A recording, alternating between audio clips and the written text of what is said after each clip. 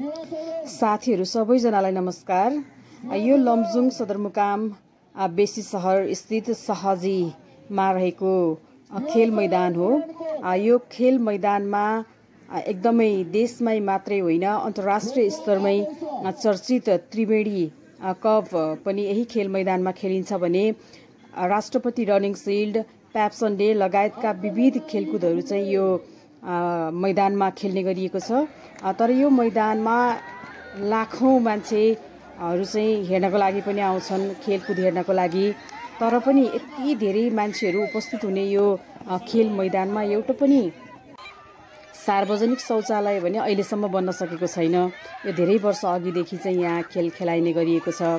अहिले चाहिँ football ground पनि राम्रै रहेको देखिएको छ, स्टेडियमहरू पनि बस्नको लागि बनाइएको छ भने शौचालय भने अहिलेसम्म पनि बनाउन सकिएको छैन।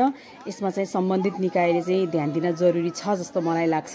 यहाँ पुग्ने जो कोही पनि अब अर्काको घरतिर, दायाँ बायाँ भएका घरहरूतिर, त्यस्तै गरी कान्ला कुन्लीतिर गएर चाहिँ दिशा पिसाब गर्नुपर्ने अवस्था रहेको छ। त्यसैले सम्बन्धित निकायको बेलैमा ध्यान जाओस् र यहाँ एउटा सार्वजनिक शौचालय चाहिँ बनोस् भन्ने धेरैको चाहना पनि रहेको छ।